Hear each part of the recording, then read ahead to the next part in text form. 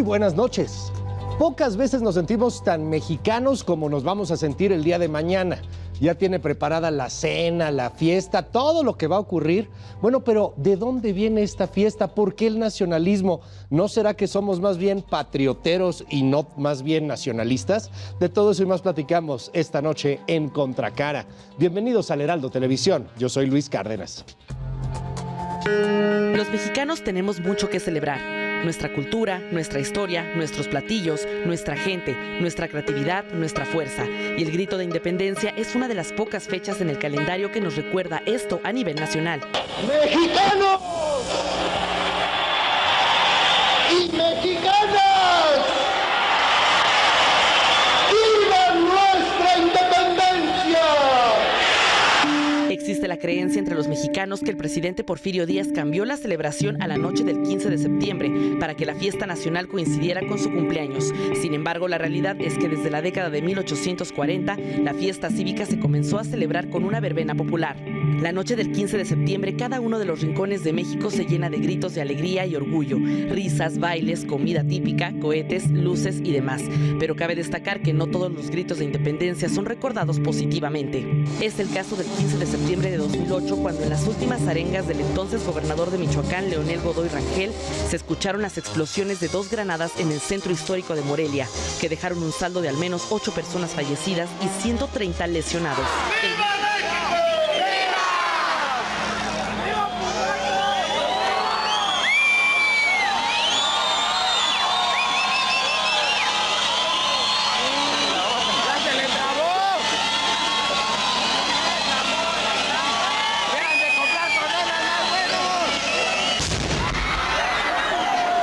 El grito de independencia también tiene una fuerte carga política, pues por lo general en el 4º año de su gobierno los presidentes de México tienen ya una idea bastante clara de quién podría ser su sucesor en la silla más alta del país, por lo que el famoso destape presidencial comienza a ser notable. En 1962, Adolfo López Mateos ya tenía sembrado en la cabeza el nombre de Gustavo Díaz Ordaz. En 1974, Luis Echeverría Álvarez sabía que José López Portillo lo sucedería en el poder. Pero esto no sucedió en 2004 con el presidente Vicente Fox, quien no tenía una idea sólida sobre quién iría después de él.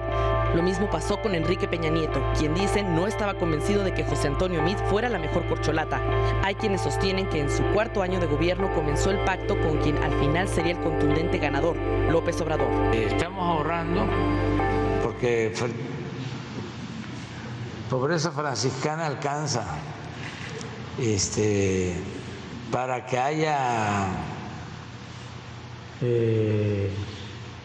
alegría y felicidad en nuestro pueblo. Además es un día histórico. Van a estar con nosotros antes y después del grito, van a actuar, van a participar los Tigres del Norte. Entre las corcholatas oficiales de Morena para 2024, la jefa de gobierno de la Ciudad de México, Claudia Sheinbaum, el secretario de Gobernación, Adán Augusto López, y el canciller Marcelo Ebrard. ¿Cuál será el nombre que esté presente en la cabeza del presidente López Obrador durante la ceremonia del grito de independencia de este año? Muy, pero muy buenas noches. Bienvenidos a Contracara aquí en el Heraldo Televisión. El día de hoy vamos a hablar de símbolos patrios y de mitos patrios, de nacionalismo, de la historia, y me da un verdadero honor poder presentar a nuestros invitados. Gracias a Andrés Alba, historiador y parte del equipo de divulgación histórica Bully Magnets. Bienvenido, bienvenido. Muchas gracias. Muchísimas gracias por la invitación. Al contrario, bienvenido aquí a Contracara. También está con nosotros Enrique Ortiz, divulgador cultural y escritor. Enrique, un honor tenerte. Gracias. No, gracias por el espacio. No, hombre, muchísimas gracias. Y también está con nosotros Miguel Zunzunegui, escritor, doctor en humanidades. Miguel, bienvenido. ¿Cómo estás? Muy bien, muchas gracias. No, hombre, bienvenidos aquí a Contracara. Y yo quiero preguntarles qué es lo que celebramos el día de mañana, que nos está viendo en este momento nuestra audiencia. ¿Es una fiesta que cambió Porfirio Díaz para celebrar su cumpleaños? ¿Es un asunto ultra mega patriotero? ¿Es un mito patrio? ¿Qué es? Sí. Bueno, la realidad es que sabemos que el grito de Dolores que da Miguel Hidalgo, aunque también esto está muy velado, ¿no? Se da el 16 de septiembre por la mañana, ¿no? Ok. La madrugada. O sea, el 15 en la noche. No, no. O sea, el 16. Las 5 de la mañana del En la mañana. Las 5 de la mañana del 16, sí. ok, va. Y la realidad es que desde la presidencia de Guadalupe Victoria ya se está festejando, estoy hablando de 1825, ya se está conmemorando el grito en lo que sería el 15 de septiembre, por razones prácticas. Es muy difícil, ¿verdad?, que podamos conmemorar el grito de la independencia a las 5 de la mañana del 16 de septiembre, ¿no? Es complicado.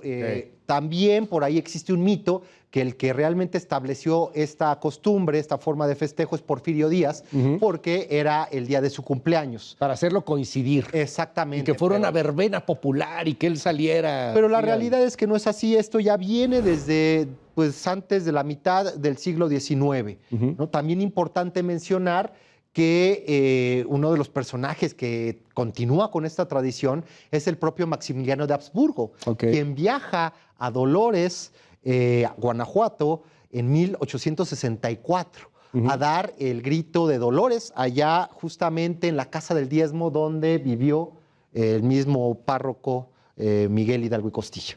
¿Qué estaba pasando en ese 1810? Yo quisiera preguntarte, Andrés, o sea, yéndonos para entenderlo y sin caer en estas historias de bronce que de repente nos enseñan en la primaria, en la secundaria, ¿qué es lo que estaba pasando desde tu perspectiva socialmente en México? ¿Estábamos en contra de los españoles? ¿Queríamos pues quitarnos este yugo de la conquista? ¿O más bien ya era otro México? ¿Cómo lees esa fecha? Pues es que justo al mencionar esto de que estamos en las historias de bronce, pues ese es como el tema, ¿no? Es la fundación también de una identidad.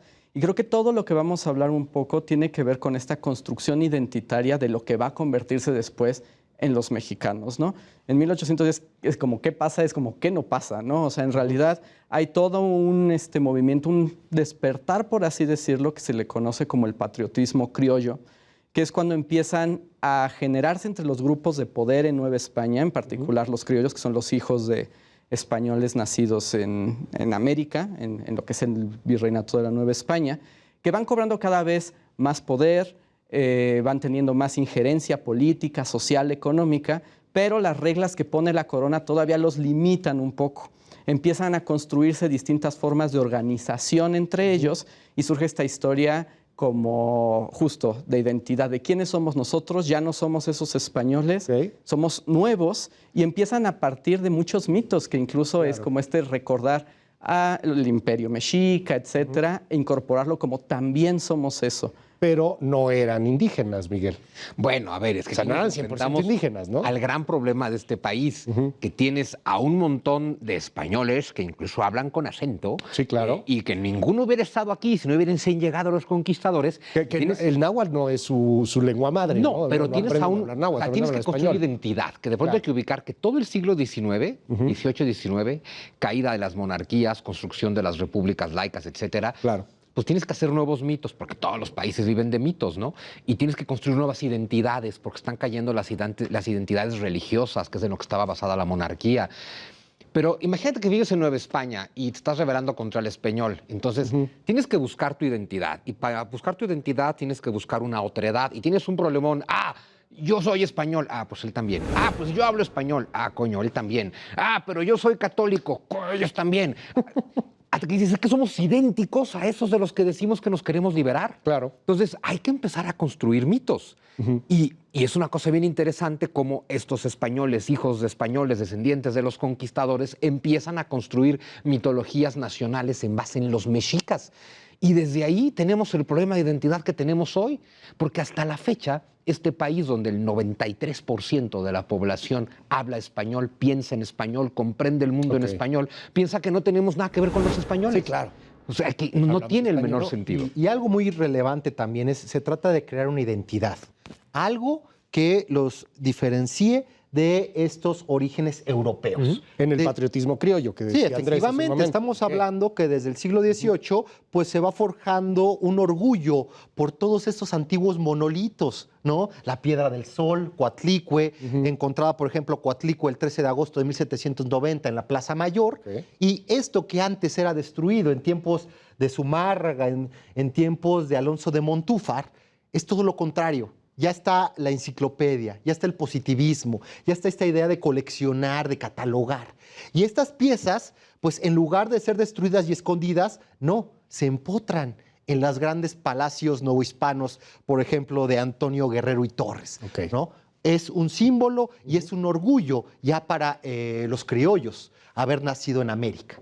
A ver, a estilo de Cadáver Exquisito, para todo nuestro auditorio, digo, ustedes son escritores, conocen muy bien lo que es este Cadáver Exquisito, como que alguien empieza a narrar y vamos continuando la historia. ¿Cómo fue ese 15 de septiembre 1810?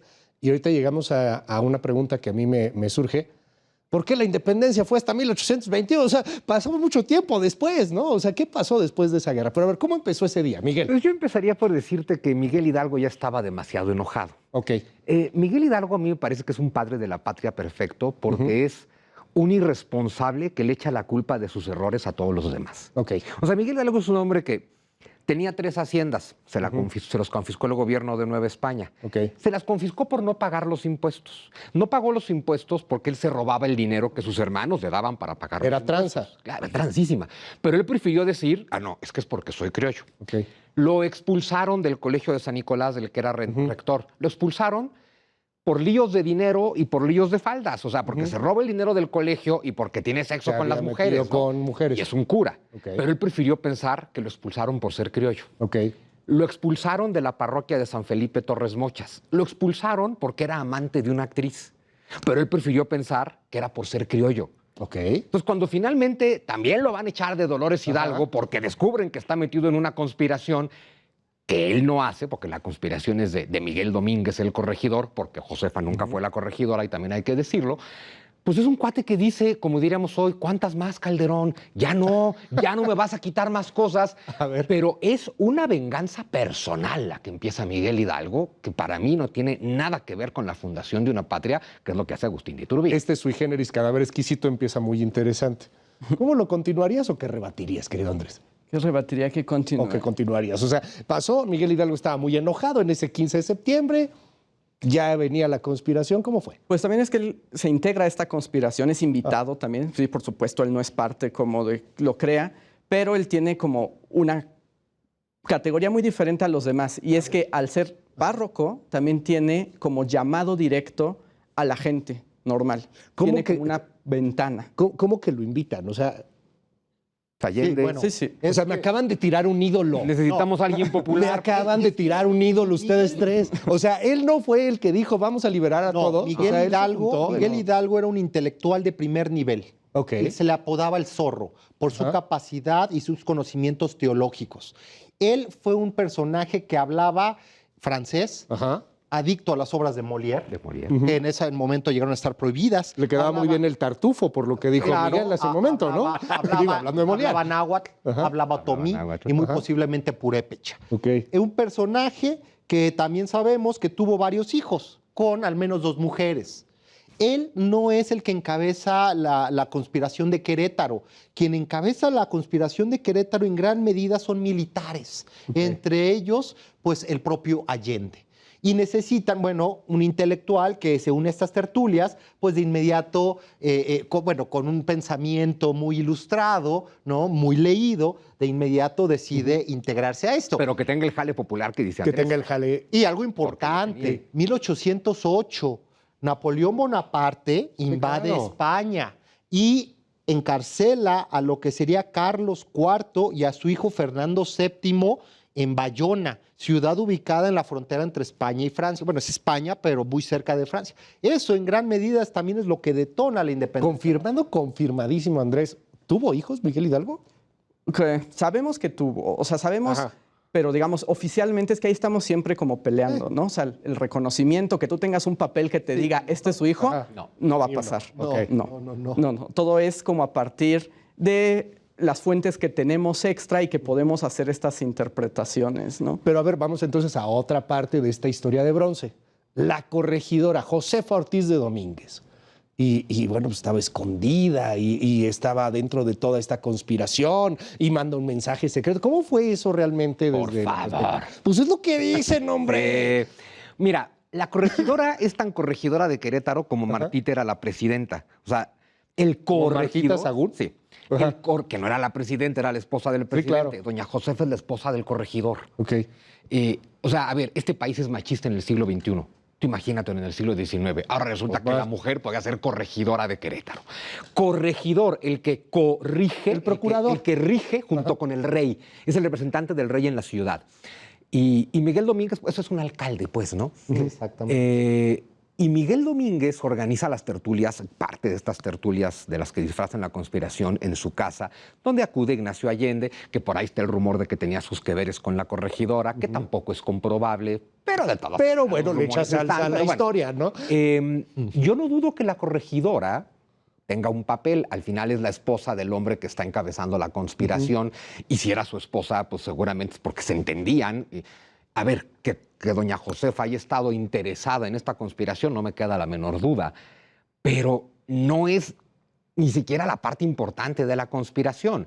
Que al final, cuando viene esta idea que nos dicen mucho de que alguien que nunca sabemos quién delata la conspiración, entonces Miguel Domínguez tiene que hacer algunos arrestos como de chivos expiatorios, en gran medida para que no lo persigan a él o a su esposa o a los que verdaderamente están implicados hasta arriba de esta conspiración, y que encierra a su esposa pues para que no salga a hacer alguna tontería y no la capturen, y que ella logra mandar un mensaje hacia afuera, y que entonces ya ese es el mensaje que finalmente le llega a Allende, y termino esta participación caballo, ¿no? cuando ahí va a todo caballo, Sí, ¿no? sí. A todo galope, pero que Guanajuato. también le dice a Juan Aldama, oye, a ver, yo voy a San Miguel el Grande, todavía no era San Miguel de Allende, tú vete a Dolores a informarle a Miguel Hidalgo, pero me encanta porque ahí Allende le dice, ten cuidado, Juan Aldama, controla bien al señor Hidalgo, no sabemos lo que es capaz de hacer el cabrón del cura. Porque esa era la relación. Era rebelde. Y algo... Oye, pero a ver, antes, yo quiero preguntarte, Andrés. Ajá. Entonces, ¿por qué se hace famosa Josefa Ortiz de Domínguez? Esa es más famosa que Miguel Domínguez, Bueno, pero ¿no? digamos, aquí nos estamos saltando un poco en el tiempo, porque también todos los personajes se van a hacer famosos como los personajes míticos Sí, de eso la sí. construcción, hasta después. O sea, en este momento todo es un relajo, ¿no? O sea, son todos contra todos, tratando de averiguar qué hacen, un poco continuando esta historia. Pues también lo que ocurre es que le van a avisar a Hidalgo, le dicen, pues ya nos agarraron, ¿qué vamos a hacer? Y en lo que algunos podrían decir, Ok. que Hidalgo se precipita, ¿no? O sea, inmediatamente levanta al pueblo y dice, vámonos contra pues, el virreinato. A coger gachupines. A eso, a destruir todo. Y que bueno, luego va a ser como muy, muy, muy criticado Hidalgo más adelante por cómo lleva su campaña, ¿no? Que es particularmente violenta según, bueno, las víctimas también de él. Pero digamos, en este momento todavía esos personajes no cobran tanta importancia. O sea, el poder identificar a Hidalgo como el viejito, que además pues, le queda, ¿no? El viejito, canoso, es el padre. Pero y entonces- tenemos a Josefa. Eso va a pasar. ¿Y la Josefa qué se hace famosa por cuota de género? Bueno, ¿cuál es la es que eso va a ser razón? después. Algo relevantes, digo, más allá de Josefa, creo que lo más relevante es que ya la conspiración estaba ya había sido descubierta. Ok. A Epigmenio González, tenía una tienda, ¿no? Tenía una tienda de abarrotes, él estaba armando lanzas, estaba acumulando armamento para la causa. A él y a su hermano de inmediato los toman presos. Ok. Es importante mencionar que primero van a buscar a Allende, a San Miguel el Grande. No está ahí. ¿Por qué razón? Porque está en la Casa del Diezmo con Miguel Hidalgo. Ok.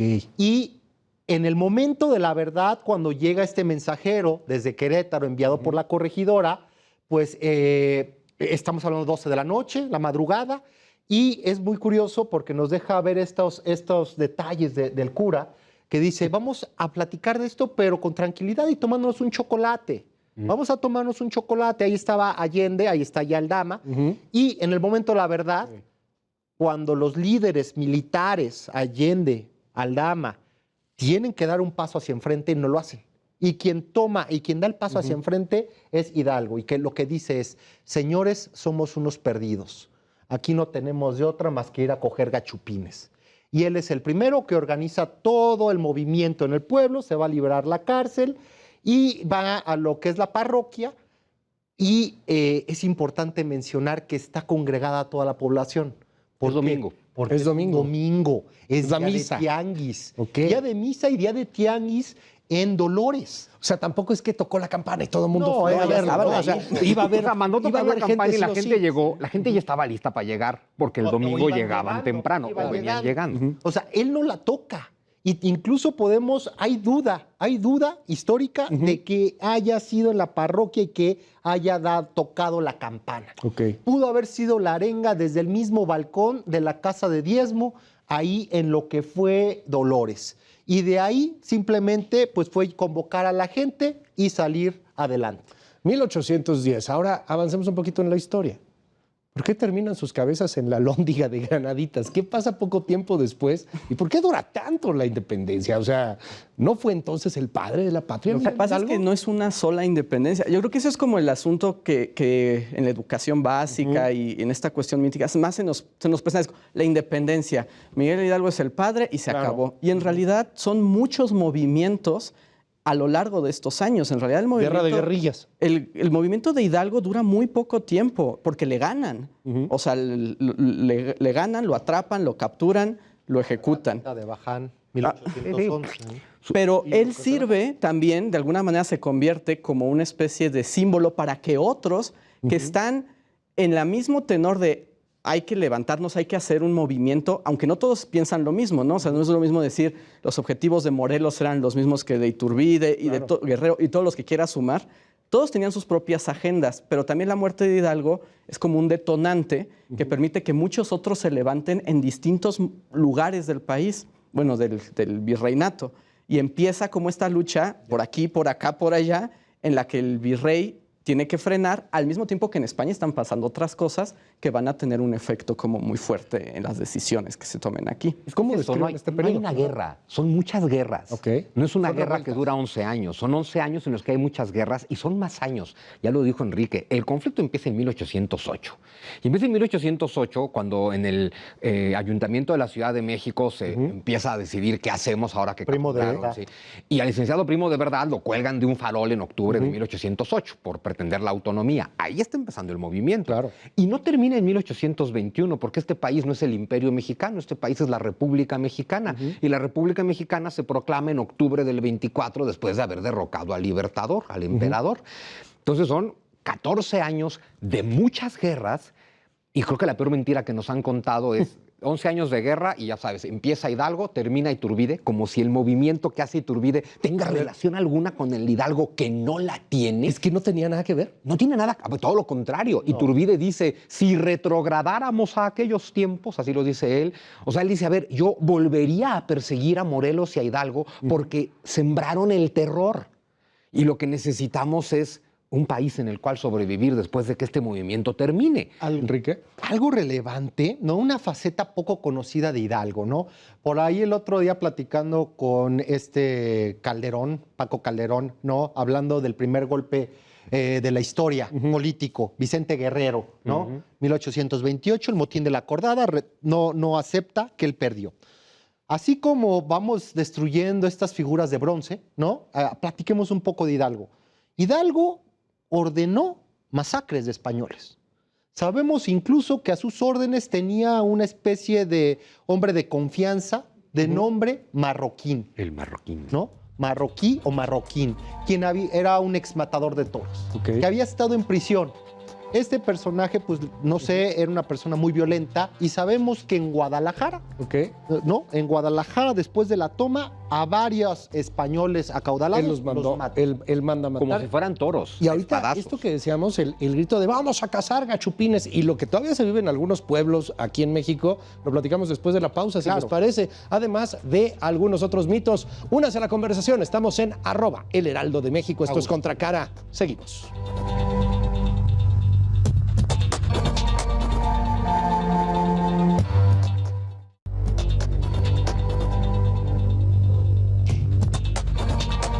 Ya regresamos aquí al Heraldo Televisión, estamos en Contracara platicando sobre nacionalismo, platicando sobre el 15 de septiembre, el 16 de septiembre y lo que representa realmente esta independencia de México. Nos fuimos a la pausa con este tema que nos contaba Enrique en torno pues a la masacre de españoles que fue comandada en su momento por el hoy así considerado padre de la patria, Miguel Hidalgo. A ver, cuéntanos un poquito más y vamos a la pausa con bueno, este tema. Recordemos que Miguel Hidalgo tiene un gran carisma y él convoca a multitudes y esto afecta directamente el pensamiento y la estrategia de los militares como Aldama, Allende, ¿no? Quienes ellos querían hacer una lucha armada principalmente con integrantes del ejército realista de su momento. Hidalgo convoca a las masas y lo que sabemos es que no las puede controlar. Y por eso se da la masacre de la Alhóndiga de Granaditas, donde muere uno de sus grandes amigos, el intendente Riaño, donde también la familia de Lucas Alamán pues, tiene que salir corriendo por su vida, ¿no? Entonces, en algún momento, Miguel Hidalgo no pierde el control del movimiento, así como también las principales cabezas del mismo.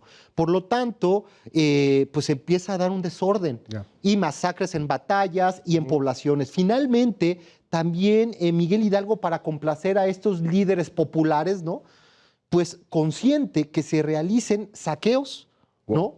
Y masacres de españoles acaudalados. A ver, déjenme preguntar a la mesa, entonces, si de aquí viene esta tendencia, hoy día todavía vigente, de que España nos debe algo, de que nos independizamos de ellos, de que nos deben de ofrecer disculpas o que deben de pedirnos perdón, y no tanto por el asunto político, porque hoy es una bandera del presidente López Obrador, o sea, eso es claro, pero desde ahí, desde ese movimiento de Hidalgo, viene una reticencia, un enojo hacia los españoles de una parte de la población. Pues desde ahí son españoles enojados contra ellos mismos. Pero México... Porque no eran indígenas.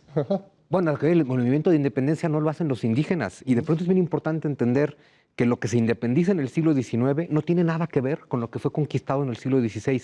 En el siglo XVI no fue conquistado México, fue conquistada Tenochtitlan, fue conquistado el señorío mexica y se construyó el reino de Nueva España, que es el que se independiza en 1821 para pasar a llamarse México. México le debe a España o España a México, porque España, a ver, es como si España pensara que Roma le debe a España, cuando España le debe a Roma. O sea, es decir, España fue la gran continuación del Imperio Romano y la América española es la gran continuación de esa España romana. Hablamos español, pensamos en español, el 50% de la población de este país es católica y aunque yo no lo sea, el 50% sí lo es. Y el barroco, y el neoclásico, y los pueblos virreinales, los pueblos mágicos, la gastronomía, el folclor, la danza, todo lo que conforma lo más hermoso de este país no es indígena ni español. Es la mezcla de las dos cosas. Entonces, nadie nos debe nada, ni le debemos nada a nadie, porque somos un país con una cultura hermosísima que se le debe a nuestras dos raíces, y no a cuáles, bueno, y a las demás, pero a las dos más importantes. Pero al final todo este país es mestizo. Cuando te dicen, ¿dónde está? A ver, frase que se puso de moda ahora, ¿dónde está el oro que se robaron? Dice, mira, el oro que se robaron, sí, voltea a tu alrededor, está en forma de todo lo que construyeron, de que construimos, porque también éramos nosotros, porque son nuestros ancestros. Está en forma de universidades, de caminos, de puentes, de acueductos, de colegios, de templos, de catedrales, de retablos barrocos.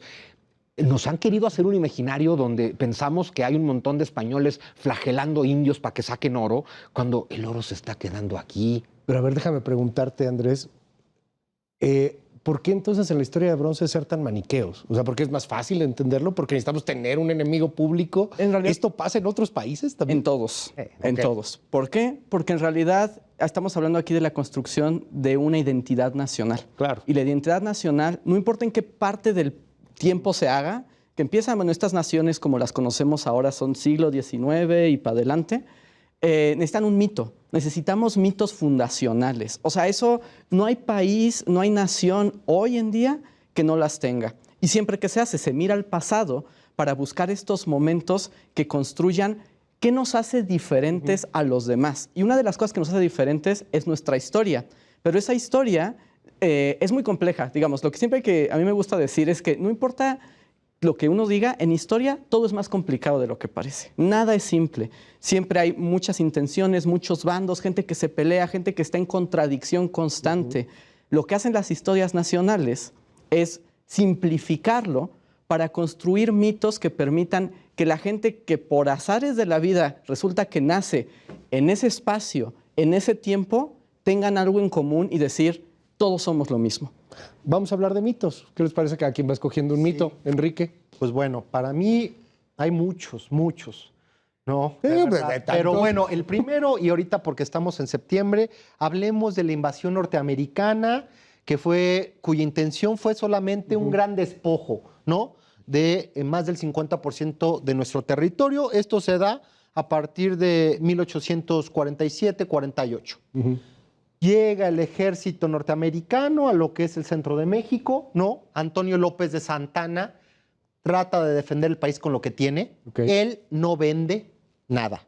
Él no es un traidor a la patria, ¿no? Él hace lo que puede en su momento con los recursos que tiene disponibles. Y hasta puedo afirmar que se hizo una buena defensa de lo que fue el territorio nacional. Y se da la batalla de Chapultepec, 12 de septiembre de 1847, bombardeo desde la mañana, desde que amanece hasta las 7 de la noche. Y al otro día, en la mañana, ¿no? Lo que es el 13 de septiembre de 1847, las columnas norteamericanas avanzan desde el flanco sur y poniente a subir a lo que es el castillo de Chapultepec. Estamos hablando de un ejército norteamericano de cerca de 8,000 efectivos contra cerca de 1,400 mexicanos, para que se entienda el contexto de esto. Era imposible ganar eso, nada más por pura matemática. Era imposible, ¿no? ¿Cuántos norteamericanos? Estamos hablando de 8,000. ¿Y cuántos mexicanos? Alrededor de 1,400, no pues más de 1,500, ¿no? Ajá. Esto es importante porque muchas veces como mezcal. mexicanos pensamos, ay, es que perdemos todas las batallas. Pues no. Hay batallas con diferentes objetivos tácticos y estratégicos. Y aquí entonces se da el mito de Juan Escutia, un joven que no es cadete militar, número uno, o sea, no es niño héroe, no hay registro de él. Muy posiblemente formó parte del batallón de San Blas porque él nace en Nayarit y que él tenía alrededor de 19 años, tampoco es un niño, aunque la mayoría de edad en aquel momento era 21 años. Él agarra y nos dice el mito, toma la bandera y se arroja del pretil del castillo para que los norteamericanos no la capturen. La realidad es que el ejército norteamericano, la columna de Twiggs, agarra y captura las banderas y las mandan a West Point. Otra realidad, las banderas de estas instituciones, de un colegio militar, no son banderas de 2 metros por 2 metros.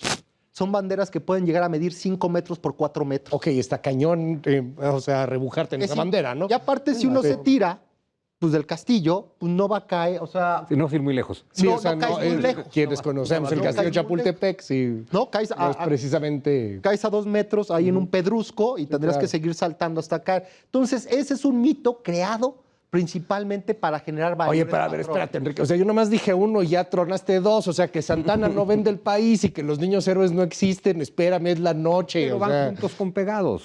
Y además que al final todos tienen la misma, o sea, es crear estos sentimientos de identificarse, de valor, de decir yo formo parte de esto, ¿no? Al final de cuentas, digamos, es que también podemos jugar a eso, ¿no? A desmitificar, ¿no? De esto no fue cierto, esto sí fue cierto. Pero en realidad es más complejo que eso. Hay que preguntarse el mito, ¿para qué sirvió en su momento? Y obviamente llega un punto en que los mitos se agotan. Y ahorita podemos ver a los niños héroes y no creo que nadie diga, wow, Juan Escutia, yo amo a México tanto como tú, ¿no? O sea, esa historia ya no cuadra. De hecho, ya te hacen ir a la escuela. Antes al menos exacto, ibas ya no el día de cuadra los con niños nuestra héroes. realidad Oye, actual. ¿cuál es tu mito?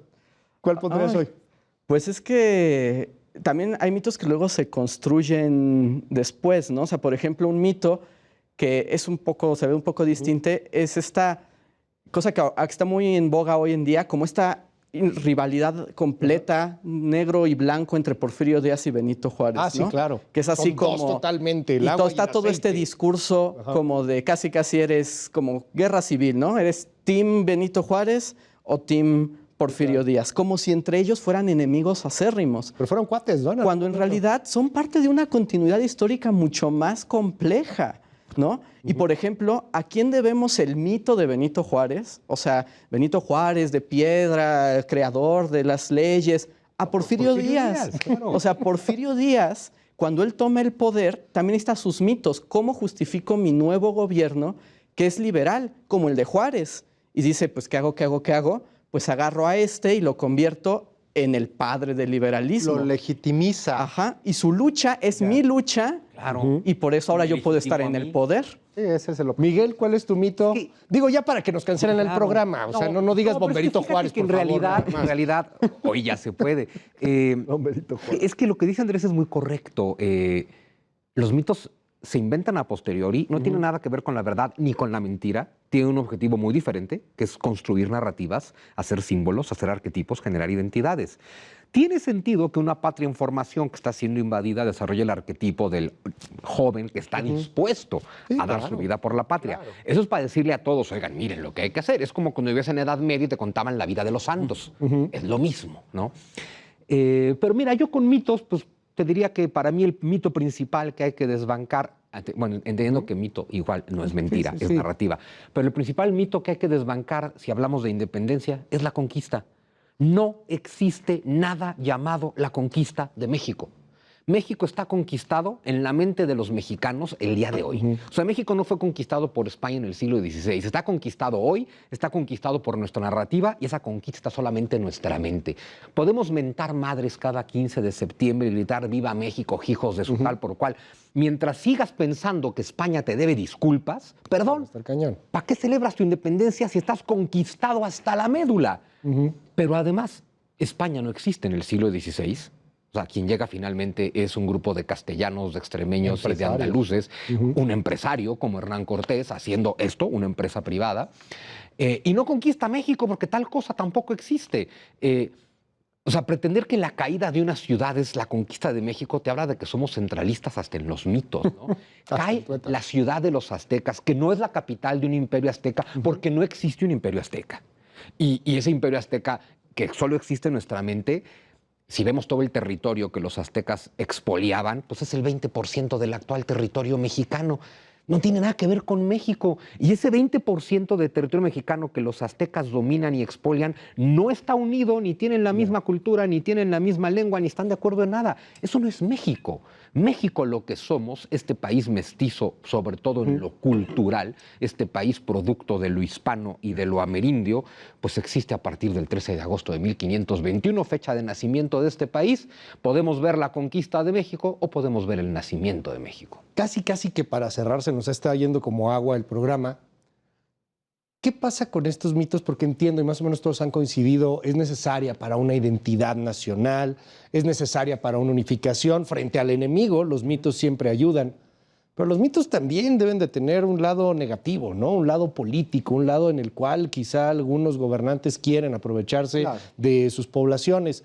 Yo quisiera preguntarles más o menos, un poco entre conclusión, ¿qué pasa con estos mitos y con los abusos políticos más en el siglo XXI, en donde estamos ya con la era de la información, en donde ahora la mayor cantidad de jóvenes solamente pueden tener accesos de retención de atención vía un TikTok de 30 segundos? ¿Qué está pasando con la historia? ¿Qué tienes que seguir a Enrique Ortiz? No, bueno, pero Este hombre te da los sigo a 30 todos. datos al día. Los sigo a todos. No, pero algo, gracias por la deferencia, Zunzunegui, pero creo que la política, los gobernantes siempre han podido manipular la historia desde inicios de los tiempos, ¿no? ¿Para qué? Para cumplir con su agenda. Como Porfirio Díaz a Benito adoctrinar, Juárez, ¿no? Claro. O como los propios mexicas. O como López Obrador a Benito Juárez, perdón. Pero Por también ejemplo, lo hace. los propios mexicas, los propios romanos. Los romanos tuvieron un mito que fue este mito fundacional de Rómulo y Remo para poderse legitimar como el poder hegemónico de lo que actualmente es la península italiana. Lo mismo sucede en Tenochtitlan. Los mexicas reescriben su historia a través de una, de una señal divina que les está mandando su dios patronal, que es Tetzalteotl, dios portentoso, Huitzilopochtli, en el cual tienen que ver un águila parada sobre un nopal, ¿verdad? Entre muchos elementos de gran blancura.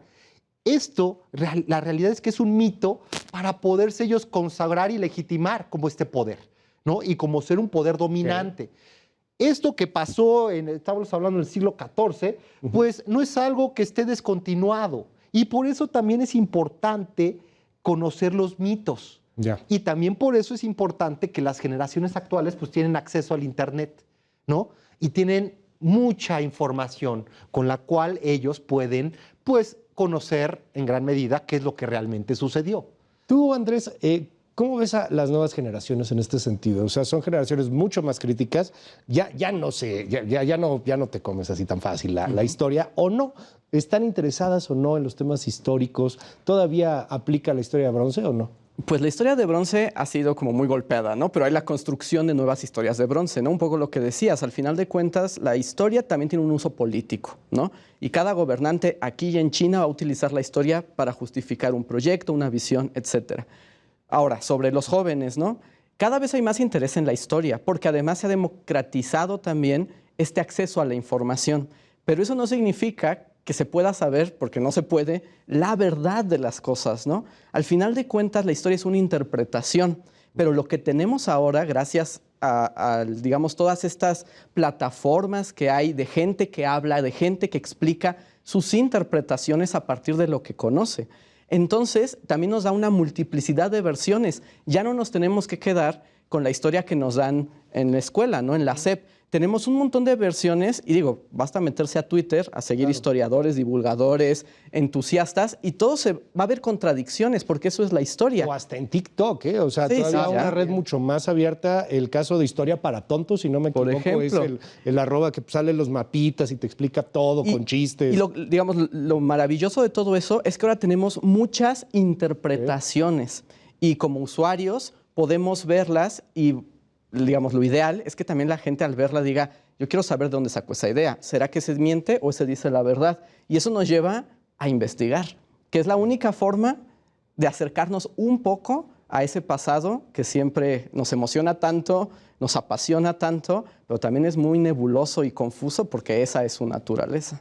Decía, que tengo ahí una duda en torno al autor, creo que era Ortega y Gasset, pero hay quien me ha corregido en algún momento. El hombre que no conoce su historia está condenado a repetirla, ¿no? Una frase ya muy trillada, no sé si es de otro autor, si es, por favor, corríjanme. Hoy no estaremos cometiendo errores que ya cometimos en México antes. Sí. Miguel. Es que esa frase es una mentira. Ok.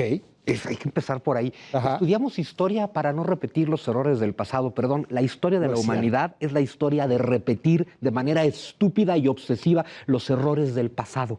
Y luego te dicen, es que no tienes memoria histórica. Pues no, nadie la tiene. Cuando te dicen México no tiene memoria, pues México ni siquiera existe, es una abstracción en la mente de los mexicanos. Ya no nos acordamos de la conquista. Pues no, si no la vivimos. No, pues no. O sea, tú no te puedes acordar de lo que no viviste. Como tú no te puedes acordar de lo que no viviste, entonces lo que hay es una historia, una memoria colectiva. Y la memoria colectiva no es tuya. La memoria colectiva te la inocularon. La memoria colectiva se construye. Y para construir e inocular una memoria, necesariamente es un acto de poder. Entonces, desde el poder se inculca una versión de la historia. Por eso es muy importante lo que dice Andrés, revisar otras, estudiar otras, investigar. Y luego una cosa, una vez que tú investigas y llegas a tu conclusión, tendrás que tener muy claro que tu conclusión tampoco es verdad. Solo es tu conclusión, solo es lo que tú te encontraste. Creo que entender que no existe la verdad histórica nos ayudaría a ser mucho más tolerantes. Y entender que si al final siempre se hacen mitos, porque siempre se hacen en todos los pueblos, en todas las épocas, yo nada más me preguntaría una cosa. Si se hacen mitos en otros pueblos, a ver, haces mitos para generar identidad, para cohesionar a la población, para crear un pueblo y unirlo, y si se puede, pues lanzarlo hacia arriba, ¿no? Como diría Echeverría, arriba y Sí, claro. adelante. Unir a un pueblo y ayudarlo a progresar. Porque para eso cuentas mitos. A ver, si tú le preguntas a cualquier francés de hoy, están convencidos de que ganaron la Segunda Guerra Mundial y la perdieron en 3 semanas. Pero eso no importa, cada uno está convencido que la ganó, como cada gringo piensa que es el paladín de la democracia. Claro. Si vas a inventar mitos, que siempre se hace, hay que hacerlos para cohesionar y unir a un pueblo y lanzarlo hacia el futuro. ¿Por qué en México la historia oficial contrario, ¿no? te cuenta un mito caído, un mito de derrota, un mito donde te digo, nos humillaron, nos conquistaron, nos saquearon, nos violaron, nos hicieron pedazos, el mundo está en nuestra contra, los árbitros conspiran contra nosotros.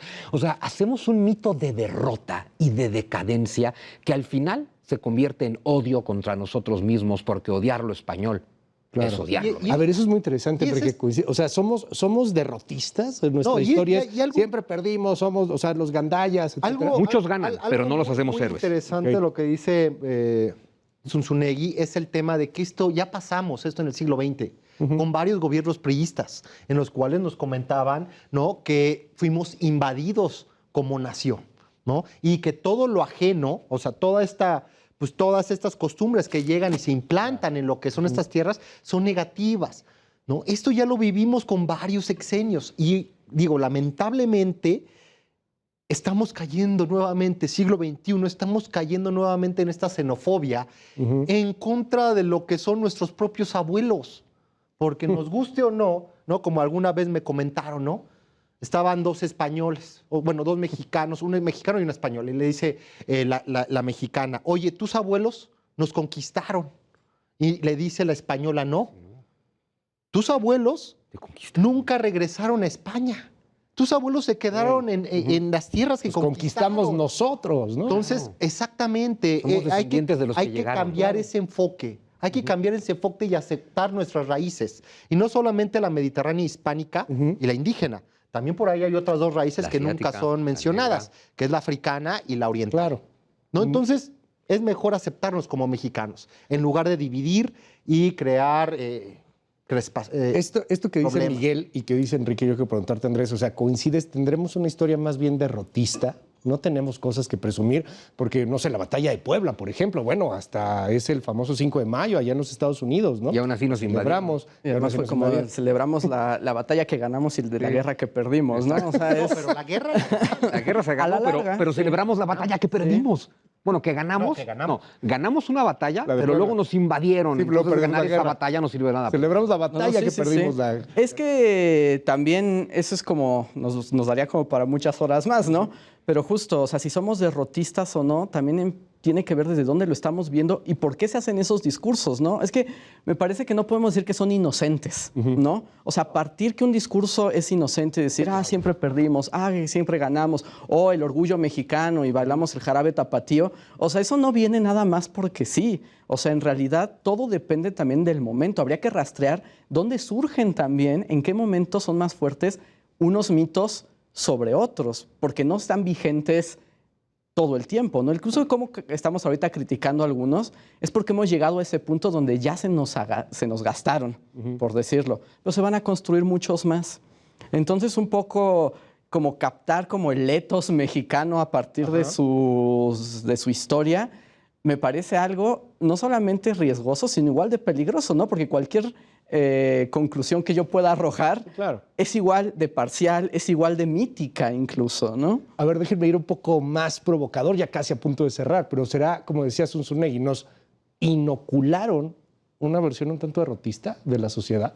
¿Es más fácil dominar o es más fácil gobernar a una sociedad que se sienta derrotada y víctima que a una que se sienta guerrera y triunfadora? Pues es que tu educación es demasiado importante como para dejársela a un gobierno. Tu educación es lo único que te va a hacer verdaderamente libre si es una buena educación, y no me refiero a la educación académica, pero no puedes... o sea, cuando los gobiernos laicos emanados de la Ilustración dicen que la iglesia no se meta en la educación porque te van a adoctrinar. Y el Estado no. Exacto. Claro, es un adoctrinamiento hacia lugares distintos. Si quieres ser libre sin doctrina, tú tienes que estudiar, que leer, tú tienes que enfrentar versiones, tú tienes que darte cuenta de que todas son versiones, de que ninguna es verdad, y tienes que liberarte, para mí, de los significados emocionales negativos que te depositan. Mil gracias, Miguel. Para cerrar, Enrique. Nada más mencionar que tal vez este derrotismo es en gran medida por un desconocimiento de nuestra propia historia y de nuestras raíces. Gracias, Enrique. Muchísimas gracias. Andrés. No, muchísimas gracias por la invitación. Mil gracias y mil gracias a usted. Se desveló con nosotros. Ya es medianoche, ya amanecimos. Felices fiestas patrias. Nos vemos en la próxima aquí en Contracara, en El Heraldo Televisión. Yo soy Luis Cárdenas. Bye bye.